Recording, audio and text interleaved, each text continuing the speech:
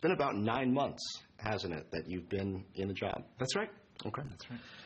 So just like the PC was the battleground for the 80s, the web for the 90s, the mobile device, iPods, smartphones for the last decade, looks like the cloud is shaping up to be the battleground for this decade, and everybody wants to rule the cloud.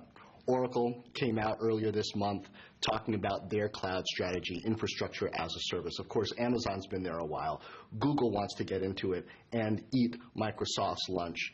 You have been pushing Microsoft's cloud initiatives, among other things, for quite a while now. Why is Microsoft positioned to be the winner here? I mean, first of all, to characterize what's happening and why the cloud becomes the battleground, the vision that I've been talking about is this mobile-first, cloud-first world. And when I say mobile-first, cloud-first, it's actually not the mobility of the device, it's the mobility of the human experience across devices. And the way that happens is because the cloud orchestrates it. We will live in a multi-device world. Even on a given day, any one of us is going to interact with sensors, interact with small devices, large screens, and all of that happens where you have your data and applications because of the cloud. And that's why I think it's a pretty strategic battleground. And in our case, we have a pretty comprehensive vision for what the cloud is and what the future of distributed computing is. When we think about the cloud, we think about first the application tier of it. We have some of the big, large-scale cloud applications for commercial in terms of Office 365 and Dynamics CRM. When it comes to consumer, we have things like Xbox Live and Bing. So we have a diverse set of, I would call them, cloud applications. That's what, in fact, has led us to build a mega-scale cloud platform in Azure. But quite frankly, we don't stop there, because I don't believe that one single North American company or a couple of North American companies are going to corner the world's compute, storage, and network. Why not? Microsoft did a good job cornering the operating system I don't think that that's the way the regulatory regime. What I mean by that is you may control the software, but not the actual running of it, because I think the world is going to remain distributed because of both speed of light issues, power, regulation, geopolitics. There will be other clouds. There will be a few mega-scale clouds like Azure. But we also don't stop there by building our servers, which are really the edge of our cloud. We enable others to build clouds. So that's the vision that we have. And you ask the question, why do we think we have a unique contribution to make in this cloud battleground? It's the apps, it's the mega-scale cloud platform in Azure, as well as our servers, which we really characterize as the edge of our cloud. Well, you know what Microsoft's critics will say. They'll say Microsoft got cocky in the late 90s. They missed mobility. They missed some web services and e-commerce things, let Google and Amazon grow so big. Why are they going to get it right now with the cloud? What's Microsoft's superpower that's going to work for you here?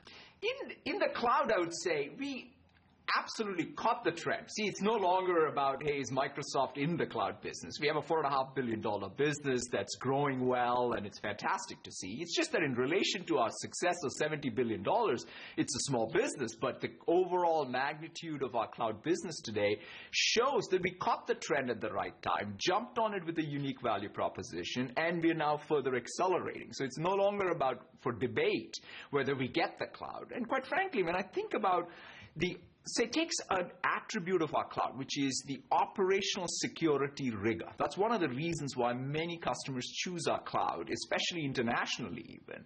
That's not something that you grow overnight. That's something that comes for having operated over the last 5-7 years for highly demanding enterprise customers.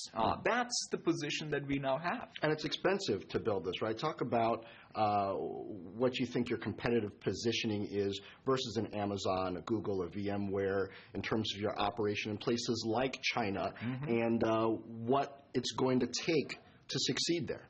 Well, first of all, I think that if you're not already spending a lot of capital in the order of $4 or $5 billion each year to just grow your cloud, probably it's a little too late to enter the market. I mean, that's the entry barriers, and there are a few of us who are in that mega scale of cloud. So that's the cost of entry. If you're not prepared to spend $4 or $5 billion a year, forget it. I mean, that's the rated wage. I mean, it's the same thing. You know, if you're a network operator today, you have to be in that business, and if you're a mega scale cloud provider, you're already committing a lot of capital. In our case, we've been committing it for multiple years, and we're not alone. There are at least two other players like that, Amazon and Google in particular, but we are one of the three in that category.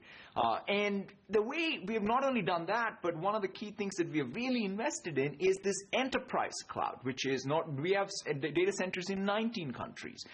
We have made sure we get the certifications to operate under the various regulatory regimes for vertical industries like financial services or different countries' data sovereignty laws. That's hard work. China is a great example. In fact, we now are the only public cloud company from North America, or global public cloud company, that operates in China, both Office 365 and Azure. And it's doing very, very well for us because it now makes what I would say global infrastructure available for every Chinese company and every multinational that needs to operate in China. That's the kind of investment, learning, progress. Are you comfortable with the compromises you might have had to make to do that in China? There are no compromises in the sense, in the case of running the public cloud, the Chinese law states that you want to have a local Chinese operator. And this is a completely disconnected cloud from the rest of our cloud operation. It definitely has symmetry with what we do. So that means if somebody wants to move virtual machines or their application from the United States or Europe to China, they can move it, but it's its own instance. When people on Main Street think about Microsoft, depending on age, they might think about Windows, they might think about mobile devices and how that's working or not. They might think about Xbox if they're younger. A lot of people, unless they're in business, don't think about business, but the majority of your revenues, I think 2/3 of operating profit are actually coming from your commercial segment. In an environment where HP is splitting up business and consumer, in an environment where eBay is splitting up payments and marketplace, and your focus is so much on cloud, why not just spin off the consumer business, have a good relationship with it, but focus on one thing?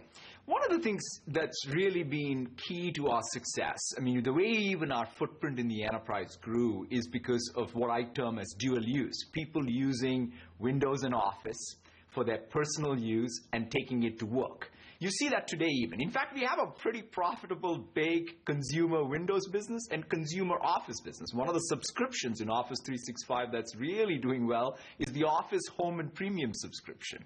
So to us, the way I characterize it is let's go after the users and their dual use. In fact, I want us to shine and want to be the best in class around people who are these dual users, who want to use things which are our tools, our platforms for their home, as well as work, and it crosses over. There's a lot of work. I mean, today there's so many seams. I mean, we brought OneDrive and OneDrive for Business, Exchange and Outlook together. These are things, and Skype and Link together. These are things that I believe we have a unique contribution to make so that these markets, quote unquote, don't feel as they are today, which is fragmented. Just before we sat down, I took a look at the App Store, and the top grossing productivity app on the iPad, still Microsoft Word. I believe Excel is number 5. I imagine you're happy about that. What have you learned from the experience of launching that? It's been a few months.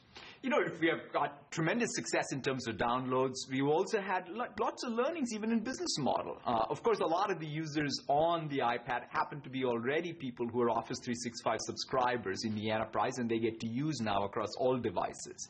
But we also are getting brand new growth because people who are buying using our subscription offers. Now we have even a la carte offers in iPad and the iOS store, and so that's really helping us grow. And this notion that we also can now do new types of modules, because when I think about productivity, I'm happy to have Word and Excel and PowerPoint in the top grossing applications in any application store, but I also want us to push the envelope of what does productivity mean in these new device form factors. Some of the things that we're doing with Power BI or Delve or even Cortana are examples of us rethinking productivity, where we really give back more of your time to you as an individual. That's where we are going. Google's trying to use the cloud to attack you with Chromebooks, with Chrome OS. You've done some things with pricing, particularly in smaller devices on Windows. It looks like to strengthen your market share and your position. Tell me how you think about that kind of competition in this cloud era, and strategically what you're willing to give up and what you're not. I mean, one of the decisions we made, pretty early on, as part of when I became CEO, was to really change the Windows business model so that we could really get more designs, more flexibility in the full price ranges that we want to compete in. So the low-cost PCs, now we have a connected SKU of Windows that's really helping us get to price points which are Chromebook-like, and we are very competitive. I mean, you get a full PC experience versus just an internet-connected terminal at those price points. We're running full Office. We think that makes it very competitive. We also have low-cost tablets now. We obviously have phones. And so the combination, I was recently in Shenzhen seeing some of the ODMs and OEMs doing some of these designs, and that's fantastic to see. Even this holiday, I think you'll see both in terms of low-cost tablets as well as low-cost PCs with full capability of Microsoft Office available, which I think will only grow the market. You and some other tech executives have talked about how in this mobile and cloud era, it's more important than ever to have an executive team that's working closely, seamlessly together, because things are moving so quickly, and as you mentioned, people are connecting from multiple types of devices and want a consistent experience. Microsoft within the industry has had a reputation for being a place where some knife fights can break out over turf, over territory. Steve Ballmer said a couple years ago during a reorganization that he was trying to break some of that down.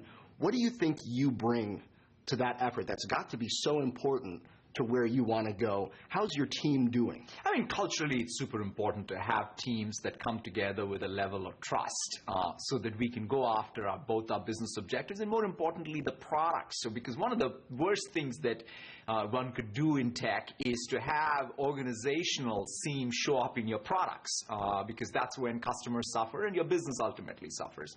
In our case, really, that's the simplification of our strategy, where we talk about it. We're a platform and productivity company. That's what we're doing, and organize around that. We are in gaming, but we're in gaming for its own sake. Let's not even try to sort of think of that as just part of the core, but it's a thing on the side that we're very proud of. We have a dedicated team for it. So we have organized ourselves so that we can actually work as one play, one team, and have the experience drive both what we build and how we work with each other.